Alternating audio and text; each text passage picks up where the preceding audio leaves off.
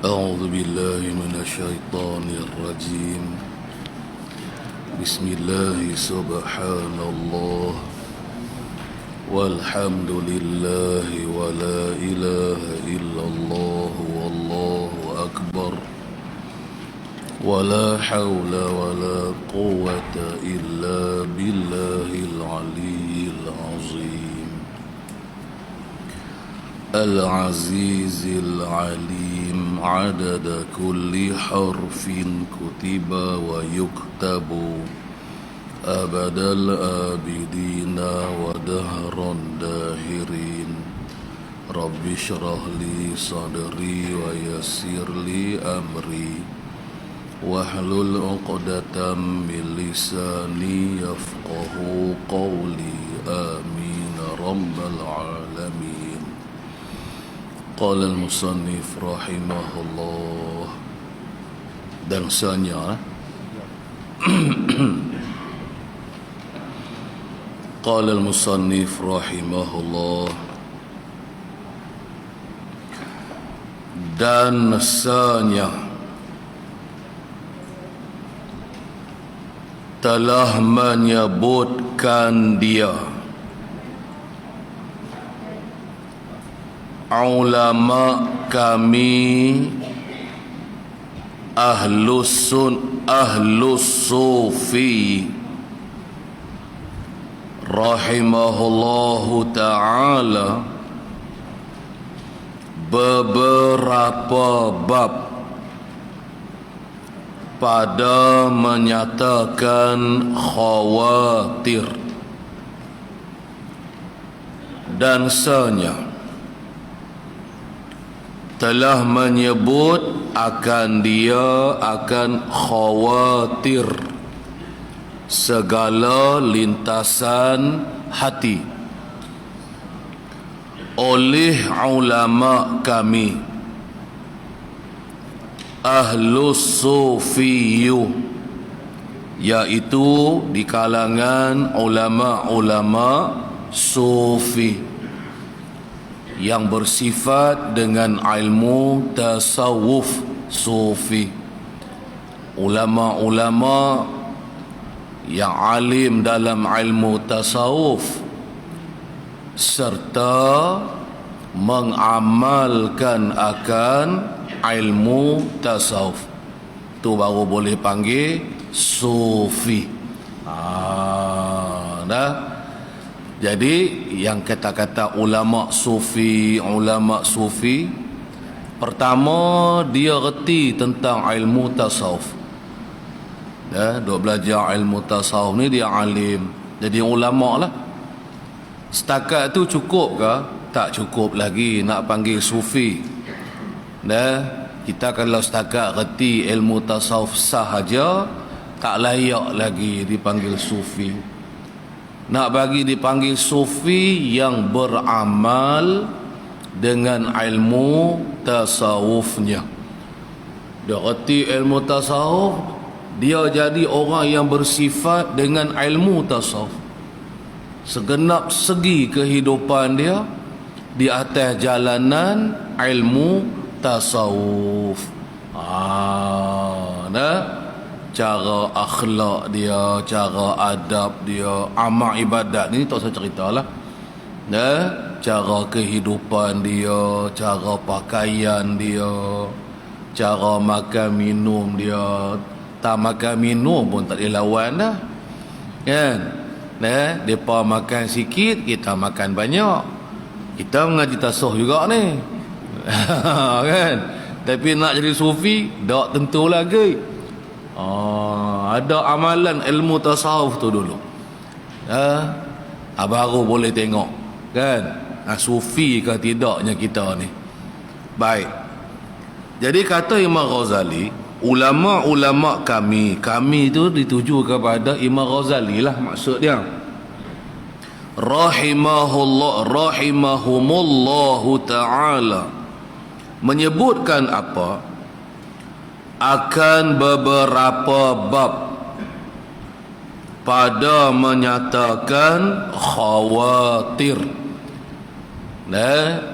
Menyebutkan beberapa bab berkaitan tentang segala lintasan hati. Maknanya segala perkara-perkara yang terlintas dalam hati kita.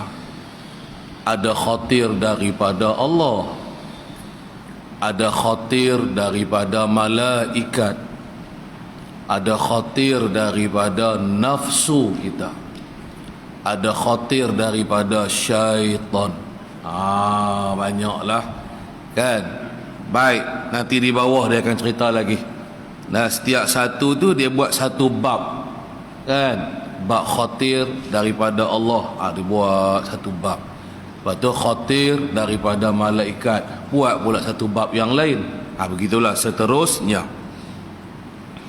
Jadi, dan kata muallif radhiyallahu anhu, dan telah berkata oleh pengarang kitab Minhajul Abidin kita, iaitu Imamul Ghazali kita, dipanggil muallif.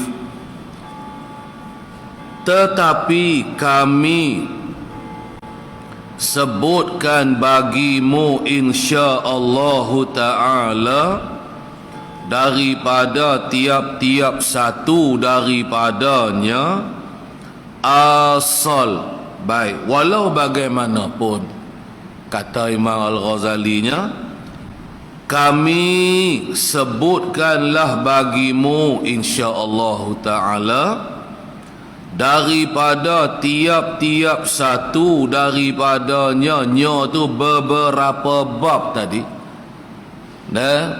ditambah lagi disebut selain daripada 4 khawatir tadi ni, pada 4 perkara lah khawatirnya. Di samping itu disebutkan pula apa?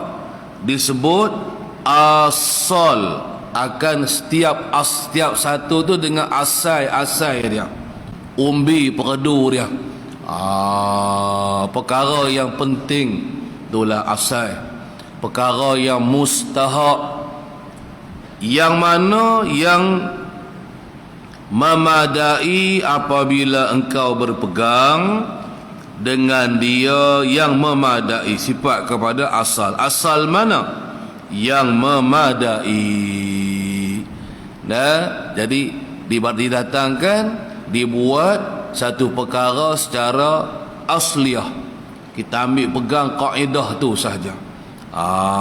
Tak ada dah nak sebut panjang-panjang. Kalau diikutkan perbahasan khawatir ni panjang sungguh, dan kitab-kitab yang lain.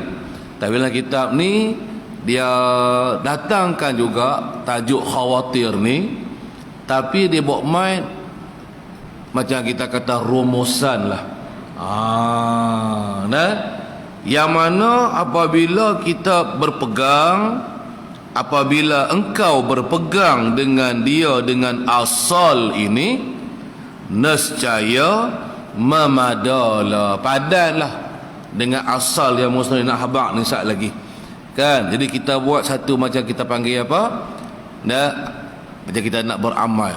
Kalau kita nak beramal dengan sesuatu, dia bahas panjang sangat ibarat sesuatu tadi ni. Lah kita nak buat khalasah dia, kesimpulan dia. Kan, daripada ibarat yang panjang-panjang ni, apa kesimpulan maksud yang nak disebut? Itu asal kan. Jadi kita pegang dengan yang tu saja kan. Mudahlah balik atas kita yang asal lagi. Maka adapun asal khawatir itu, maka ketahuilah olehmu. Jadi maka adapun bermula asal bagi khawatir. Ingatlah, khawatir ni tadi kita sebut dah, maksud dia segala lintasan hati. Diperlintahkan sesuatu di dalam hati kita lah, qalbi kita.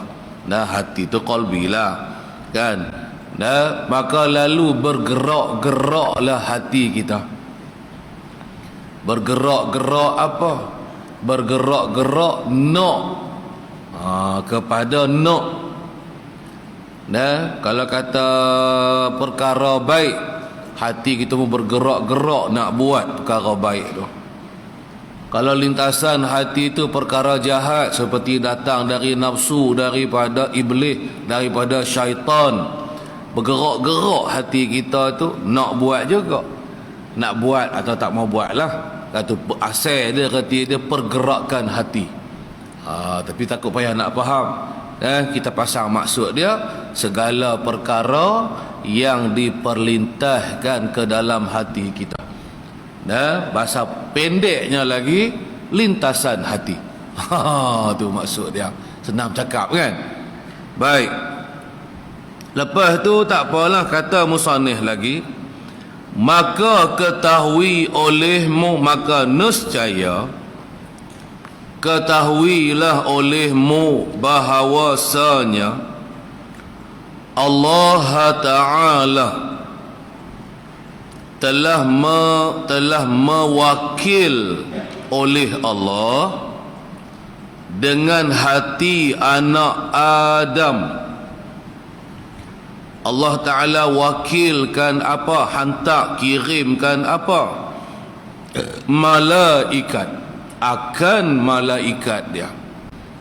Allah Ta'ala kirim, Allah Ta'ala wakilkan akan malaikat menyeru akan dia, akan anak Adam kepada kebajikan. Sekiranya, bahasa mudah kita lah, sekiranya perasaan yang duk bergerak-gerak dalam hati kita tu ialah perasaan perkara baik.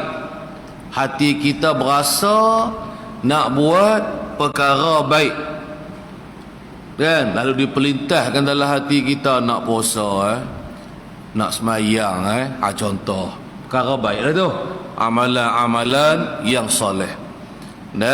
Maka itu tugas malaikat. Seolah-olahnya hati kita ni, jantung kita ni seolah-olah lah ada telinga. Lalu malaikat mulhim ni dia bisikkan perkara baik kat telinga hati kita. Maka hati kita ni pun dengar. Gitu maksud dia. Cuma kita panggil bahasa mudahnya terlintas dalam hati. Terberasa dalam hati, kan? Dengan duduk saja tiba terdetik dalam hati kita perasaan nak semayang, nak ambil Quran, nak baca Quran, kan? Nak berzikir lah, kan? Nak puasa, malam lagi, esok aku nak puasa, malam saat ni, dia duduk di malam hari lah, kan? Pas makan nasi kenyang apa, nak puasa, esok ikutlah, kan? Apa perkara baik, maka tugas tu ialah tugas satu orang malaikat, namanya malaikat mulhim. Malaikat mulhim saat lagi depan dia akan panggil lagi, dia akan cerita lagi. Didatangkan, dikirim, diwakilkan oleh Allah datang kepada kita. Apabila Allah Ta'ala mengkehendaki kita beroleh khair, nak bagi kebaikan kepada kita, kan? Maka Allah Ta'ala kirimkan seorang malaikat ni lah, masuk dalam hati kita. Dia ada medan dia pula, tempat duduknya, hak kita duduk sebut selalu rohani kita, kan? Maka malaikat tu duk bisikkan perkara baik saat ni. Lepas tu sama ada kita nak buat tak mau buat aja. Bisik dalam hati perkara baik ni banyak dah, kan? Sama ada kita nak sahut, nak terima, nak turut orang panggil, ataupun tidak. Banyak mana dalam hati terdetik nak puasa, tapi tak puasa pun, kan? Tak semestinya apabila terlintas dalam hati kita perkara baik, lalu kita akan buat kebaikan tersebut. Tak mesti gitu. Ini bagi kita rasa dalam hati. Malaikat tu seolah-olah bisik kata, semayang gitu, ternampak dalam mata hati kita tu nak buat ibadat semayang, kata semayang lah kan, ataupun nak sedekah ke, nak apa ke. Inilah dia panggil khatir daripada malaikat. Nama malaikat ni apa? Ni dikatakan baginya, bagi malaikat tu tak sah ni, namanya dipanggil Al-Mulhimu. Dinamakan tu maksudnya, dikatakan dinamakan malaikat yang yang memperlintahkan atau yang menyerulah. Seru tu duk ajak kita, dia duk ajak semayang. Terasa kita pun nak semayang, terasa saja lepas tidur balik kan. Itu atas kita lah, atas malas penyegan kita aja kan, ataupun kita ni ringan nak buat ibadat kan. Baik, jadi nama malaikat tu Al-Mulhim. Al-Mulhim ni erti dia malaikat yang memberi ilham. Tu erti Al-Mulhim, yang memberi ilham. Baik, tak apalah. Lepas tu kata lagi al-musannif, dan bagi serunya tu malaikat tadi, Al-Mulhim tu pun tak apa dhamir dia, dinamakan dia tu serunya, dipanggil namanya Al-Ilham. Ataupun ilham saja nah, dipanggil nama dia ilham. Kita dah sebut, boleh ilham tu. Duk saja, boleh ilham aku ni. Kan?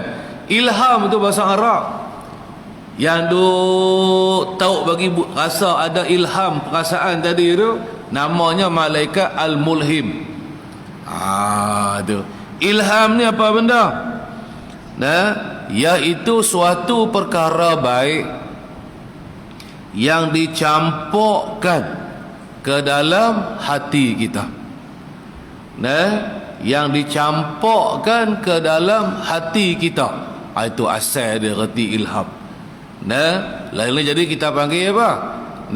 Dibisikkanlah ke dalam hati kita oleh malaikat mulhim akan suatu perkara baik. Perkara baik itu macam-macam lah kan. Hak payahnya tak ada langsung ilham dalam perut kita, tu payah terus kan. Ni setiap masa, setiap ketika kita sentiasa terdetik perasaan nak buat perkara baik, kan, malaikat mulhim tu duk sedia, duk ada tepi kita. Dia kalau dia menang dengan dia umpama lagu ni, syaitan pun nak masuk duk dalam perut kita juga. Dia bezanya kalau kata dalam, maka malaikat ni juga dengan syaitan ni dia akan berperang. Hati kita tu diumpamakan seperti medan perang, medan tempat berperang lah. Tengok siapa yang menang. Kalau yang menangnya ialah malaikat, kalah syaitan, maka kita tu duk dengan bisikan baik saat ni lah. Tu maksud dia. Tetapi kalau sekiranya kalah malaikat, menang syaitan, malaikat akan keluar. Dia akan keluar. Dia tak akan duduk sekali dengan yang hina. Syaitan tu hina. Syaitan tu dia akan duduk dalam hati kita. Dia pula yang akan mengkontrol hati, jiwa nurani kita. Lepas tu hak duk bisik dalam perut duk benda jahat saja. Faham begitulah kan. Siapa yang menang, dia boleh kuasai lah hati ni. Kalau yang menangnya ialah malaikat, menang kalah tu tengok ada banyak pasal, ada banyak sebab. Nanti dia akan cerita lagi baik. Tengoklah siapa yang menang kan. Lepas tu sambung lagi, dan dikeras pada berbetulan dia tu malaikat al-mulhim tadi itu syaitan dikerah ni duk berlawan.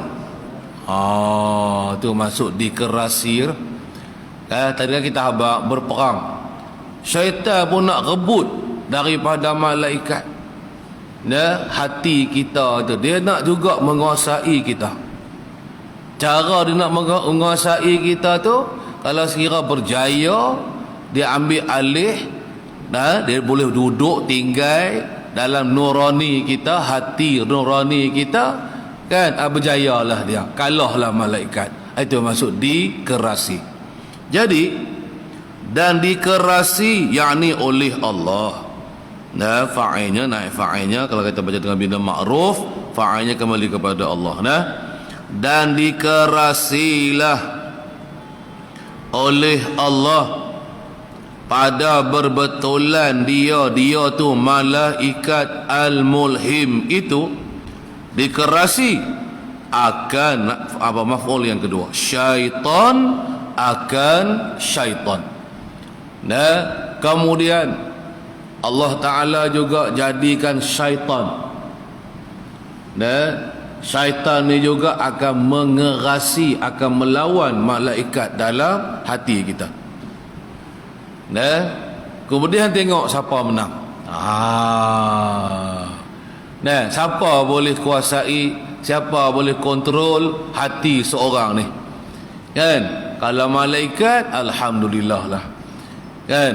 Nampak hala-hala benda baik saja, kan? Tapi kalau hak dok kuasai diri kitanya ialah syaitan, sebaliknya lah, lawan kepada baik saat ni apa dia? Perkara jahat, kan? Itu yang perut tak elok. Kita kata perut tak elok lah, kan? Kiralah hati tak ada nampak perkara baik langsung, tak berasa nak buat benda baik langsung. Kalau ada benda nak buat pun tentu benda jahat. Baik. Jadi sambung lagi, katanya lagi al-musannif, kata lagi al-muallif Imam kita Al-Ghazali, syaitan ni menyeru hamba kepada kejahatan. Jadi dia duk menyeru tu makna duk hasut kita. Bahasa lain nak faham makna menyeru. Kerja setan ni dia dah hasut kita, duk ajak pun dia panggil seru, mengajak, menghasut. Ikutlah asalkan kita faham maksud dia. Kan? Kadang-kadang satu perkataan pun payah juga nak faham, kan? Kena kita terjemah dengan perkataan lain, padahal sama je makna dia. Jadi kerja setan ni menghasutlah kita lah. Tuan yang punya hati saat ni akan buat benda apa? Akan buat kejahatan, melakukan kejahatan. Dia berlawan dengan malaikat tadi, kan? Bakal dia duk bisik kat telinga kita, telinga hati kita, kan? Maka kita pun duk berasa, maka kita pun berperasaan, kan? Berasa nak buat hak tu, nak buat hak ni. Hak yang kita berasa nak buat tu benda jahat, benda dosa, benda maksiat. Selagi kita tak buat, tak berdosa lagi. Walaupun dah mula ada keinginan dari kita, kita dah sambut seruan syaitan tadi ni, dah ada keinginan, dah kehendak nak buat nak pergi mencuri kan? Ikut nak buat apa maksiat pun, kan? Tapi selagi tak buat, tak berdosa lagi, belum berdosa. Dia berdosa ni bila? Apabila kita buat maksiat tersebut. Tu kena ingat tu. Berbeza dengan perkara baik. Apabila ada dalam hati tu nak buat benda baik, boleh pahala dah. Aku nak puasa lah, pengen nak betul-betul tak puasa lagi, boleh pahala. Itu kata rahmat Allah tu. Buat, tambah lagi pahala. Beza dah dengan maksiat ni, kan? Itulah perbezaan dia. Baik. dikatakan baginya, bagi syaitan, waswasun. Waw yang kedua, lepas waw yang kedua ada alif, bacaannya wasun, wasun, bubuh alif tengah-tengah antara waw dengan sin tu. Nama syaitan ni panggil apa nama dia? Setan hak duk bisik benda jahat ni lah, hang kita duk buat maksiat selama ni. Nah, hak duk buat dosa, duk buat maksiat ni lah, duk turut hak ni. Duk turut hasutan jahat ni. Yang lebih turut pasal apa? Salah kita lah. Setan memang nak salah dia lah. Pak kita pergi turut siapa? Dia tak paksa kita. Setan nak ugut kita, hang buat, tak buat hang jaga. Tak ada lagu tu. Setan tak nak kata lagu tu. Dia bagi penampak lah hati kita je. Kan? Benda jahat tadi. Lepas tu kita berasa, seronok ni kalau buat ni. Kan? Benda hak kita berasa nak buat tu pula, namanya maksiat. Kalau buatnya namanya berdosa. Jadi nama setan tu nama dia wahwah. Was-was ini nama kepada syaitan. Setan tu namanya wahwah. Kena ingat tu. Kemudian, dan bagi serunya syaitan tadi dinamakan waswasah. Ada ha hujung dia. Itu baru was-was. Wah-wah sungguh aku ni. Yalah boleh katalah. Kan? Tapi kurang tepat. Nah, hak tepatnya waswasah. Nah, waswasah ni ialah benda jahat hak duk dipelintas lah hati kita tu. Zina ke, mencuri ke, mengumpat ke, mohong ke, ikutlah. Nah, itulah dia waswasah, iaitu perkara jahat yang dibisikkan oleh syaitan, yang nama dia waswas.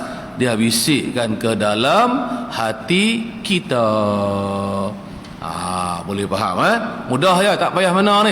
Jadi beri kenal waswas tu apa dia, waswasah tu apa dia. Baik, habis tang situ. Maka mulhim, nak terang lagi. Saat ni kita tahu dah nama-nama mereka kan. Kalau perkara baik, itu malaikat mulhim. Kalau terlintas benda jahat, namanya waswas, syaitan lah, nama dia wahwah. Maka bermula mulhim, yakni malaikat mulhim ni, ialah tiada menyeru. Menyeru tu mengajak lah, mengajak atau menghasut kita. Ia belakang lah tu, makna yang sama tu. Melainkan yang dia duk seru, yang dia duk ajak kita anak Adam ni, dia ajak kita buat apa? Dia ajak kita kepada ni mulhim sekali lagi, mulhim dia menyeru kita bisik apa? Kepada kebajikan. Kerja malaikat mulhim ni Allah Ta'ala wakilkan, kirimkan kepada kita supaya duk bisik, duk ajak kita, duk seru kita supaya buat benda-benda baik. Itu yang tiba-tiba tak ada kita duk dengan sengaja kita nak nak berperasaan lagu tu, tiba-tiba terasa je benda baik, berbuat benda baik kan. Itu dia panggil lintas saja. Cuma tak dengar lah. Kau dengar suara kan, penat sikit lah, tak ada dengar apa. Hak dengar hati kita dengar kan, telinga kita dengar benda yang bersuara kan, yang berhuruf, yang berbunyi, itu telinga kita. Hati kita kalau kata mendengar saat ni, maksudnya berasa. Lalu berasa dalam hati kita nak buat benda baik. Lega banyak kalau kita Allah Ta'ala kirim dekat kita malaikat mulhim kan. Selalu kita duk berasa nak buat benda baik, tak berasa nak buat benda jahat. Orang panggil bahasa kita bercakap tu, tak ada rasa lah nak mengumpat, tak suka lah kan. Tiba-tiba ada kawan nak menyembang dengan kita, nak menyembang tak apa masalah, tak ada masalah. Tiba-tiba nak mengumpat pula dah, tak maulah kan, habis sembang dengan orang lain lah. Kan, aku banyak kerja lagi aku nak buat, tak berasa nak mengumpat. Cuba ada rasa nak mengumpat. Setelah tu setan pun duk asut. Layanlah, mengumpat samalah. Teruk kita. Kan? Ni malaikat duk bisik suruh ajak buat benda baik lah. Tak ada dia dah hasut duk bisik kita buat benda jahat. Ni kata malaikat mulhim. Nah, itulah yang kita panggil lintasan hati. Boleh faham Baik. Anak baca anjuk-anjuk kan supaya kita duk mengaji dengan budak, ajak budak-budak. Kan? Padahal duk ajak orang tua dah. Tak apa. Ajak orang tua macam budak-budak lagi bagus. Budak-budak senang faham orang tua pun kadang-kadang payah faham juga. Baik, tak apalah. Lepas tu kata lagi al-musannif dan was ni ada huruf alif. Dan bermula setan hak nama dia wah tadi. Dia duk buat kerja apa?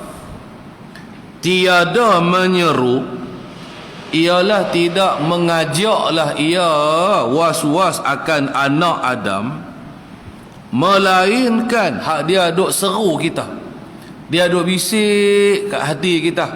Dia duk ajak kita. Duk ajak apa? Kepada syarrin. Tu bahasa Arab tu, syarrin. Syarrin ni erti apa? Yakni kejahatan. Dah ada perintah perkara-perkara jahat. Itu yang duk berasa macam-macam benda jahat lah hati kita tu. Soalannya kita turutkah tidak kemahuan syaitan tadi. Dan jangan layanlah.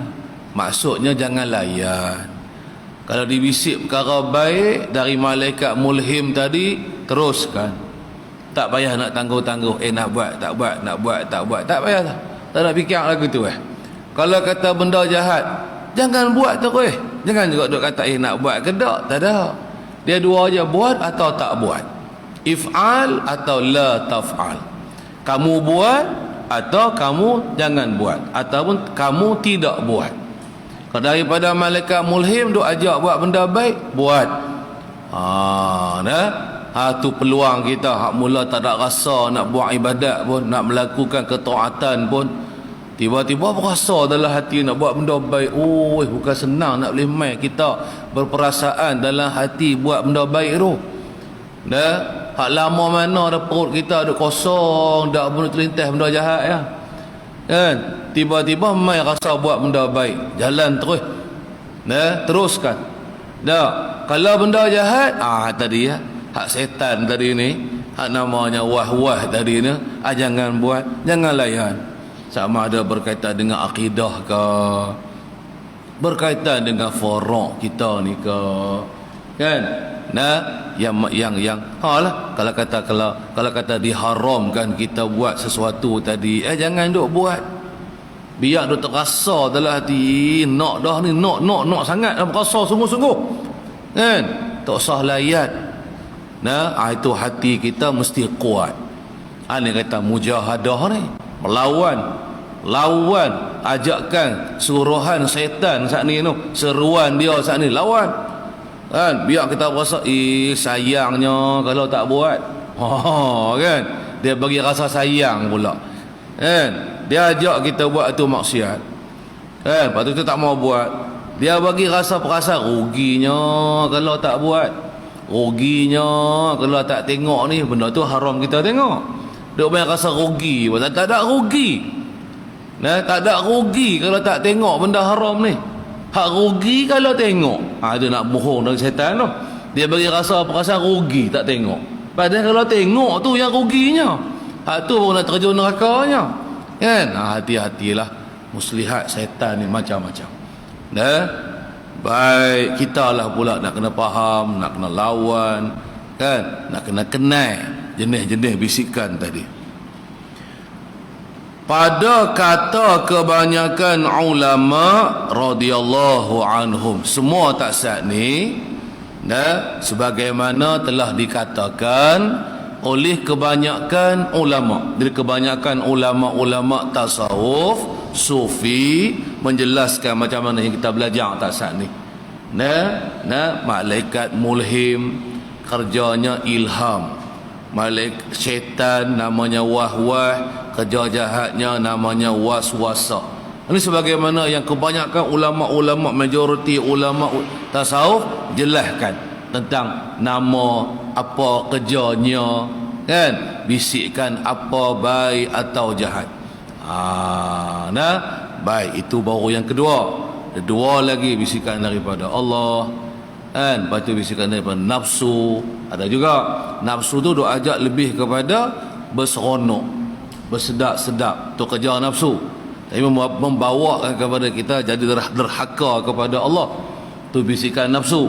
Daripada Allah ni berkemah, tetap kejap, tu sentiasa terasa dalam hati berbuat benda baik, tak hilang-hilang. Nanti dia akan cerita lagi. Tajuk-tajuk tu panjang lah, tajuk khawatir ni. Baiklah, kita kena berhenti tentang situ dulu. Dengan ada kendurinya, ada macam-macam. Jadi kita berhentilah, insya-Allah kita sambung lagi minggu depan. Jadi kita berhenti pada kata dan senya. Dihikayat daripada Syekh rahimahullahu ta'ala bahawasanya syaitan ila akhirih. Wallahu subhanahu wa ta'ala a'lam. Wallahu a'lam ay alimun. A'udzu billahi minasyaitonir rajim. Bismillahirrahmanirrahim. Alhamdulillahi rabbil alamin, wassalatu wassalamu ala sayyidina Muhammadin wa ala alihi wa sahbihi ajma'in. Allahumma aftah alaina futuhal arifin bihikmatik وانشر علينا رحمتك وذكرنا ما نسينا يا ذا الجلال والإكرام وصلى الله على سيدنا محمد وعلى آله وصحبه أجمعين والحمد لله رب العالمين تقبل الله منا ومنكم.